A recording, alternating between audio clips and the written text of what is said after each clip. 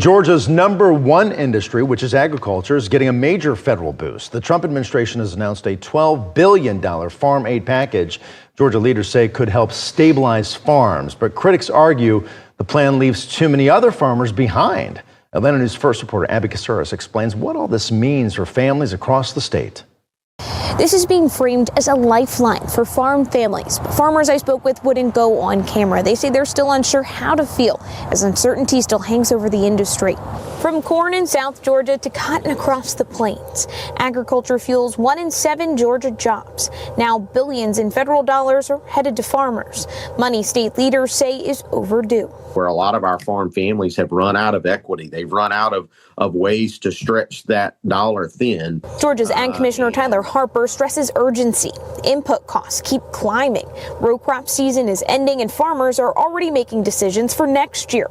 The American Bankers Association reports half of U.S. farms will profit this year, even fewer next year. The farm aid package includes one-time bridge payments to offset what the administration calls trade disruptions and production costs. It's called a bridge to get over those troubled waters that our American ag economy is in right now to help us to sustain American agriculture and our nation. Up to $11 billion will go to row crop producers, peanuts, cotton, corn, and soybeans. Another $1 billion for specialty crops like fruit, vegetables, and pecans. But critics say the bailout doesn't fix deeper issues. Shrinking markets caused by tariffs, bailouts benefiting large producers over small or mid-sized farms. The president of the American Soybean Association calls the aid a Band-Aid on an opened wound. I've been farming 21 years now full time, and this is by far the most serious economic situation that I've experienced and my family's experienced. And I think that's the same for many farmers across this country. We're looking at a 1980s type farm crisis if this trend continues. Payments could start by late February. For now, the state says make sure to update your 2025 acreage report to qualify. This is yet another example of Trump and the Trump administration fixing or attempting to fix a problem that they themselves caused.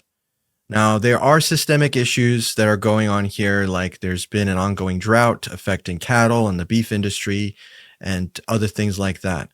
But Trump's tariff policy that was put in place earlier this year has been devastating virtually every sector of this economy. And the farming and agriculture sector is no different. In fact, they're getting hit probably some of the hardest. If you guys will remember, the tariffs that we put on China were just astronomically insane, to the point where one of China's retaliatory moves was to say, you know what, we don't need your soybeans anymore. Screw your soybeans. We're going to go down to South America, to Brazil, and get them there for cheaper because we don't want to do business with you. Your tariffs are insane. We're done. So that's what happened. And as a result, soybean farmers got screwed. Another example is what happened with beef. I just mentioned beef having the whole history with the drought problems, but this was made exponentially worse by the Trump administration's decision trying to fix the beef prices that have been surging. They decided to go down to Argentina. Trump is good buddies with the leader over there, Milei, and instead of supporting and boosting the local American beef industry, he decided that we're going to buy beef from Argentina to try to stabilize the prices in America. Well, that just sold out the entire beef industry in the United States. Beef farmers, cattle farmers, not happy about that at all, and rightfully so.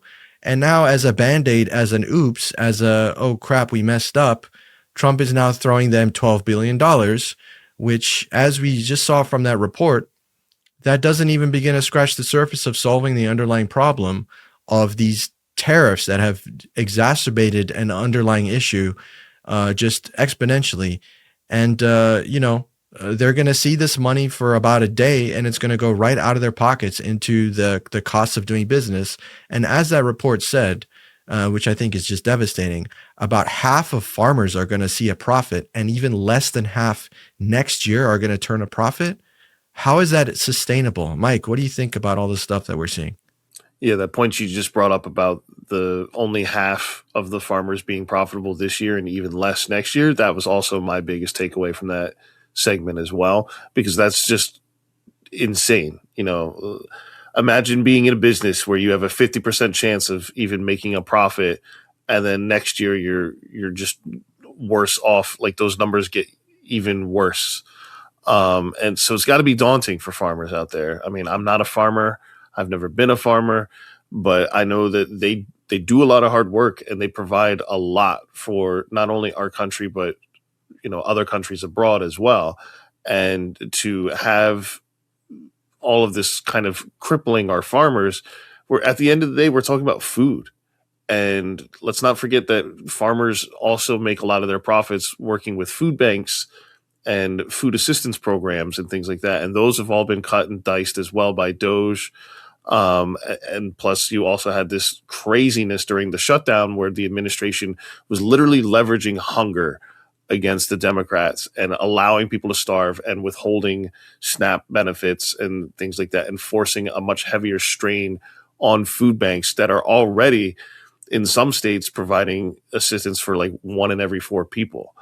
So going forward, this stuff looks pretty bleak for sure. I don't know what these farmers are going to do. This bailout that's coming to them, like you mentioned, it's going to go kind of in one hand out the other, so to speak. And they've got a lot of expenses to cover. And this is also, again, similar behavior to what we saw earlier this year from DOGE, when DOGE was cutting a lot of USDA funding, as well as going after freezing grants from the Biden's Inflation Reduction Act. And that specifically targeted, farmers who were part of the Rural Energy for America program, farmers that had USDA conservation contracts, and it's costing them hundreds of millions of dollars from state to state. Some of these states were promised money going into 2030s.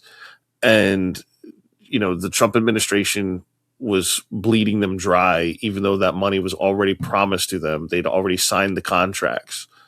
And they've made investments in their own farming equipment and things like that. And they had to go back and beg for the administration to unfreeze that money. So to now have this grant come through, to have this bailout come through after we've already bailed out $40 billion for Argentina, I guess $12 billion, almost a fourth of that. I guess that's good enough for our farmers. I don't see how this is America first at all. It's America second.